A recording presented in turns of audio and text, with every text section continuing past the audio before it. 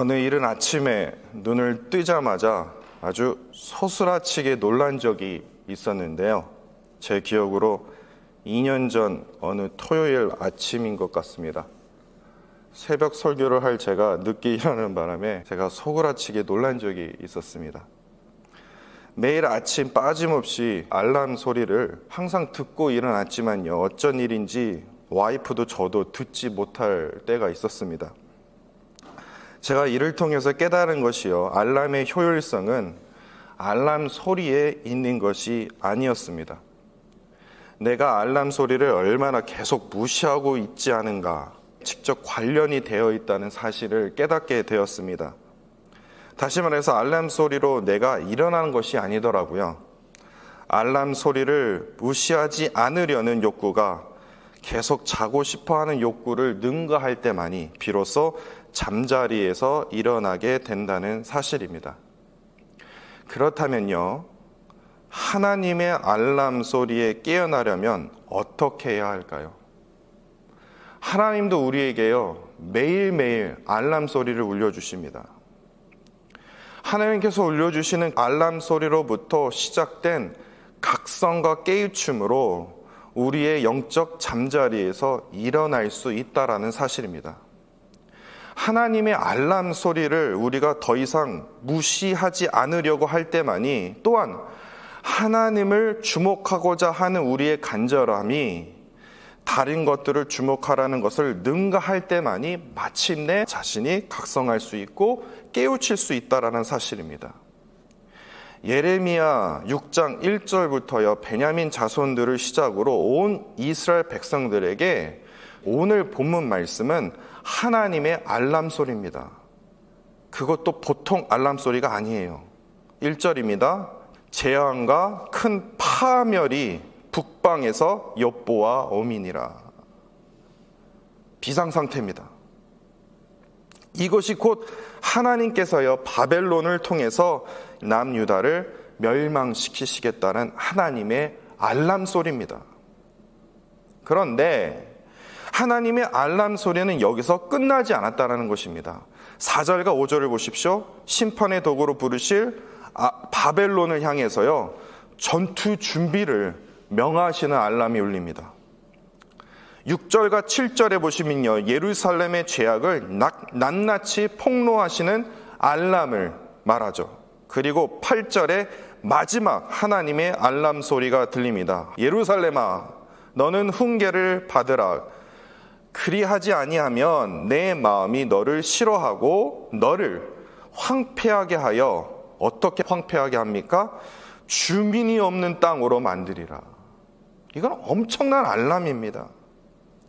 혹시 이 구절을 읽고는 어째서 하나님이 심판의 덕으로 바벨론을 향해서 전투 준비를 명령하시면서까지 더욱이 남유다를 주민이 없는 황폐한 땅으로 만들 것이라고 협박 아닌 협박을 하실까라고 생각하실 수 있어요. 그러나 오늘 본문을 자세히 읽어보시면 이것은 협박이 아니라 알람입니다. 알람. 깨우라는 겁니다. 일어나라는 겁니다. 지금 이런 어려움이 닥칠 것이니까 빨리 일어나라는 겁니다. 지금 당장 내가 각성하지 않고 깨어있지 않으면 하나님께서 바벨론을 통해서 심판하실 거랍니다. 기회를 주시는 거예요. 지금 일어나라. 회개하라. 돌이켜라. 이것을 끊임없이 하나님께서 지금 울리고 계시는 겁니다. 성경에는요, 오늘 본문뿐만 아니라 하나님께서 인간의 삶 속에서 어떻게 알람을 울리신지에 관한 이야기가 참으로 많습니다.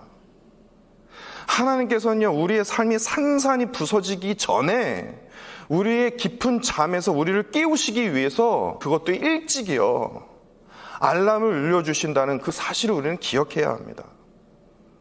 오늘 본문과 같이요, 같은 때에 기록된 역대하 36장 15절에 보시면요, 그 조상들의 하나님 여호와께서 그의 백성과 그 거하시는 곳을 아끼사 부지런히, 하나님이요, 부지런히 그의 사신들을 그의 백성에게 보내어 이르셨으나 라는 구절이 있어요. 거기서 하나님께서 부지런하셨대요. 부지런히 하나님께서 일찍부터 이스라엘 백성들에게 선지자를 계속해서 보내주면서 죄의 문제와 그들의 타락함을 신속하게 알람을 계속해서 부지런히 울리셨다는 겁니다. 이유는 한 가지입니다. 그의 백성과 그 거하시는 곳을 너무너무나 아끼사, 우리를 너무너무나 사랑하시기 때문에 부지런히 하나님께서요 알람을 울리신 겁니다. 그래서 하나님께서 다양한 방법으로 계속해서 아주 부지런히 우리의 삶 속에서 알람을 울려주시는데, 오늘 본문을 통해서 세 가지 팩트를 볼 수 있는데요. 첫 번째 팩트가 이겁니다. 말씀을 통해서 하나님이요 계속해서 부지런히 조기 알람을 울려주신다는 겁니다. 예레미야서 전체를요 1장부터 45장까지 오늘 본문 포함해서요 예루살렘 멸망 이전의 이야기입니다. 그러니까 다시 말해서 1장부터 45장까지는요 회개하라, 알람 울린 거예요. 그런데 안타까운 사실이 46장에서 52장은 뭡니까? 결국에 그 알람에 반응을 못한 겁니다. 그래서 예루살렘의 멸망 이유를 말하고 있습니다. 그렇다면 1장부터 45장까지 정말 이거 무슨 1절부터 45절도 아니고 1장부터 45장까지 정말 수많은 말씀을 하나님께서 진짜 그야말로 부지런히 이스라엘 백성들에게 알람을 울려주신 거예요. 어찌해서요? 아끼셨기 때문에, 사랑하셨기 때문에. 그러나 46장과 52장이 존재했다는 것은 하나님께서 부지런히 알람을 울려주셨지만 그들이 깨어나지 못했다는 겁니다. 회개하지 못했어요. 다시 말해서 각성과 깨우침이 없었다는 사실입니다. 이것이 얼마나 안타까운 사실 아닙니까? 관점을 국어사전에 살펴보니 사물이나 현상을 관찰할 때 그 사람이 보고 생각하는 태도나 방향 또는 처지라고 말합니다. 솔직히 저 자신을 볼 때예요, 정말 실패할 때가 너무나 많지만 어떻게 하든 저는 제가 가지고 있는 그 관점을 무너뜨리려고 지금 이 순간에도 정말 노력을 많이 합니다. 이유가 단 한 가지입니다. 내가 천국에 살면 모를까 이 세상에 살기 때문에 계속해서 세상의 가치관에 익숙했던 내가 그 익숙한 나의 어떤 그런 가치관과 관점을 내려놓기 위해서 더욱이 세상의 관점으로 내가 말하고 움직이지 않으려고 오로지 하나님의 말씀으로, 하나님의 관점으로 덧입히려고 애쓰면서 몸부림치고 있습니다. 몸부림칠 뿐 실패할 때가 참으로 많아요. 그런데 오늘 본문의 예레미야뿐만 아니라 모든 신앙의 선조들이 하나같이요 자신의 관점을 내어놓으려고 아주 애쓰며 몸부림을 쳤습니다. 하나님의 관점으로, 하나님의 시각으로 바라보려고, 그 하나님의 말씀을 선포하려고요 아주 애쓰며 몸부림을 쳤어요. 오늘 본문 말씀은요 그냥 줄줄이 말씀이 아닙니다. 몸부림치면서 지금 이스라엘 백성들에게 호소합니다. 오늘 본문의 말씀이 있기까지 예레미야 자신이 자신의 관점을 내려놓지 아니했다면 오늘 본문 말씀뿐만 아니라 예레미야서 전체가 존재할 수 없다라는 사실입니다. 왜 우리가 이 시간에 있습니까? 왜 우리가 이 시간에 하나님의 말씀을 묵상해야 합니까? 왜냐? 언제나 하나님의 말씀을 통해서 부지런히 우리에게 조기 알람을 울려주시는 그 하나님의 음성 때문에 그렇지 않습니까? 그 알람의 그 말씀으로 나 자신의 관점을 다 내려놓기 위해서 오로지 하나님의 말씀으로, 하나님의 관점으로 내가 모든 처한 그 문제를 바라보기 위해서 이 시간 이 자리에 오신 거 아닙니까? 두 번째입니다.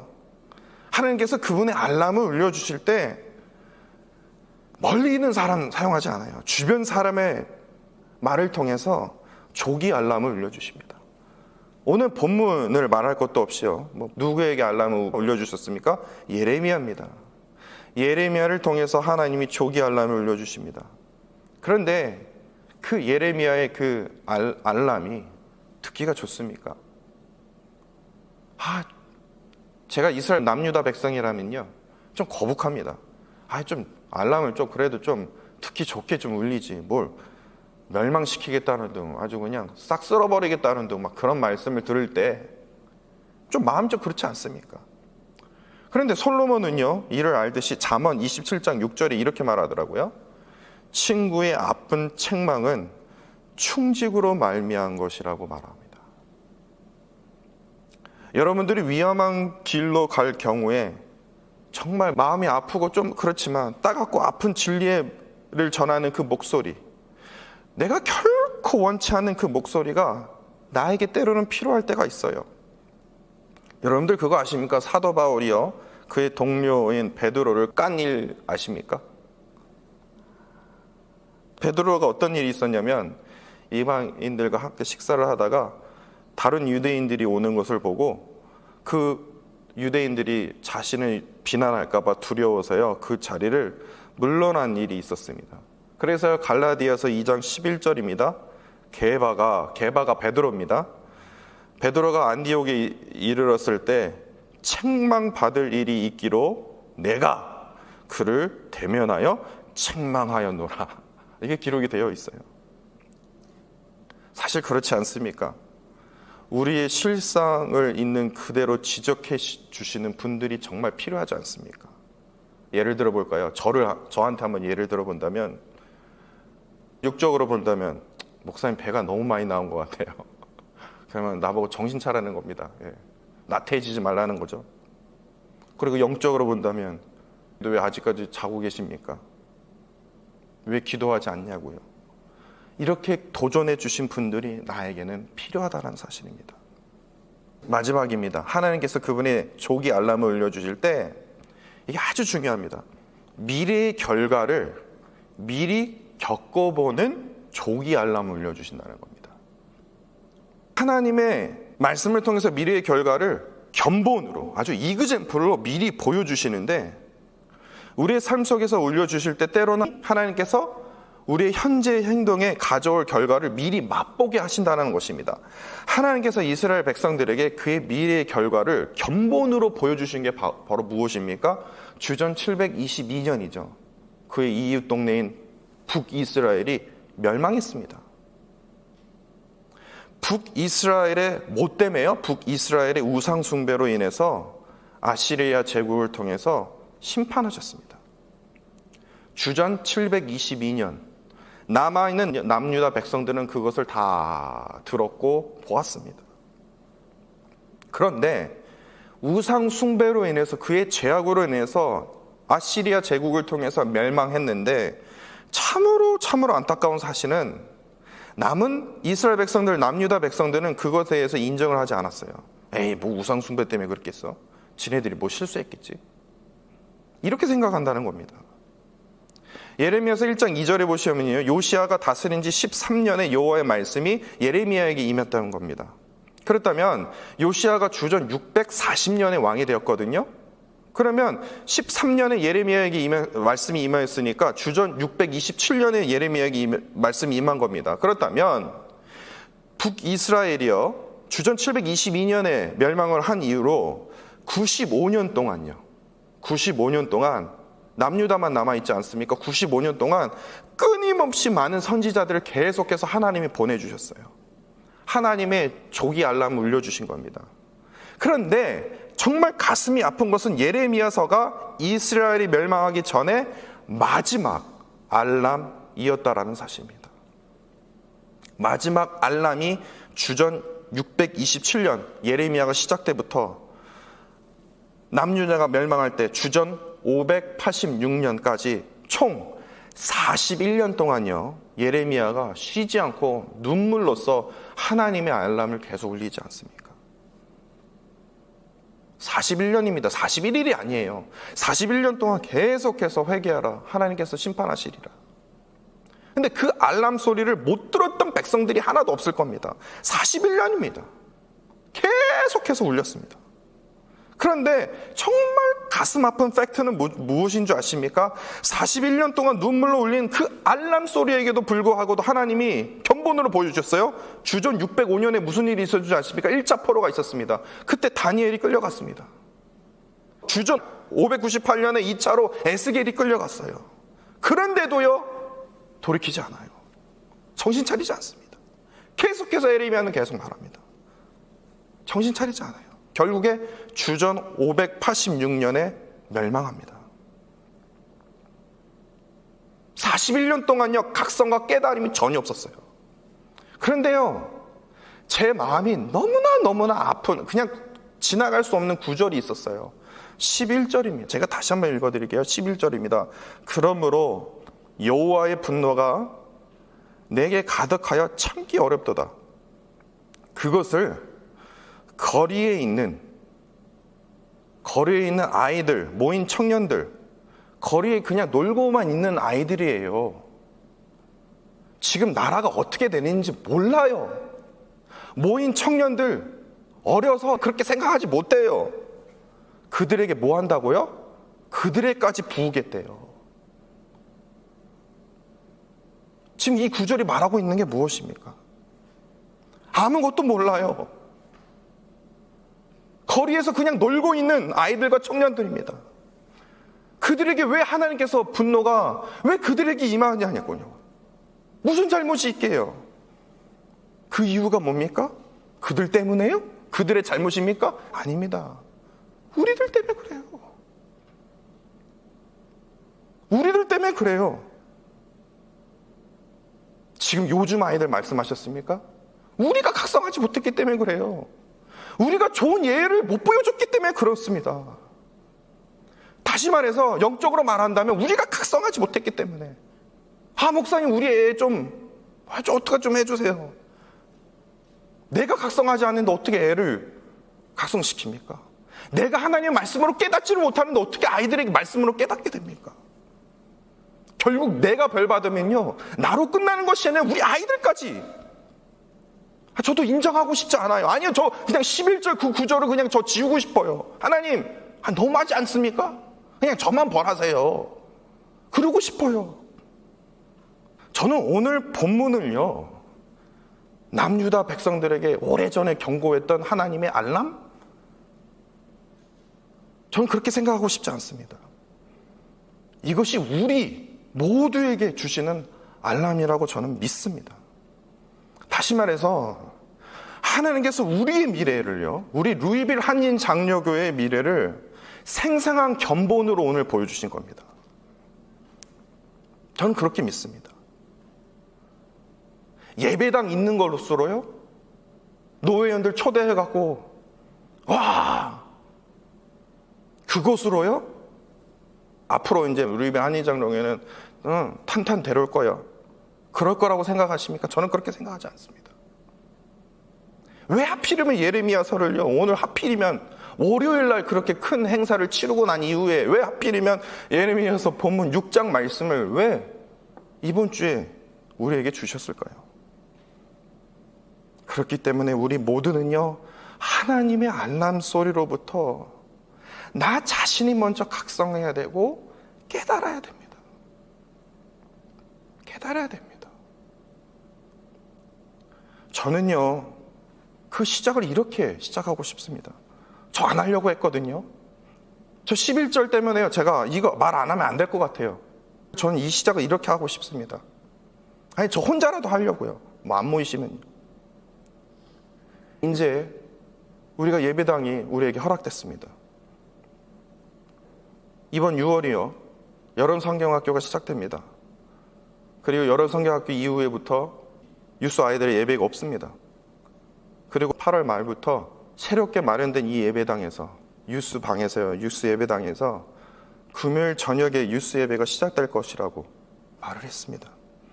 근데 저는요, 뭐를 시작하고 싶냐면요, 유스 아이들이 예배하는 그 시작과 동시에 바로 옆방이든 아니면 어느 골방이든요, 우리 이들을 위해서 기도해야 된다고 저는 생각합니다. 아주 심각합니다. 심각해요. 심각합니다. 진짜예요. 목사님 좀 오버하시는 거 아닙니까? 아니, 심각해요. 제가 말씀을 못 드려서 그런 거지. 심각합니다. 저희 기도해야 돼요. 유스 아이들 예배 드릴 때요, 저희 여기서든 골방에서든요, 우리 아이들을 위해서, 우리 교회를 위해서, 더욱이 우리 나라를 위해서, 대한민국을 위해서 우리 기도해야 되지 않습니까? 각성해야 되지 않습니까? 우리가 먼저 깨달음이 있어야 되지 않습니까? 오늘 본문 말씀을 통해서 우리에게 견본을 보여주신 거예요. 기가 막히지 않습니까? 제가 예레미야서를 선택한 것도 아니고 이번 주에 이런 행사들이 있었고,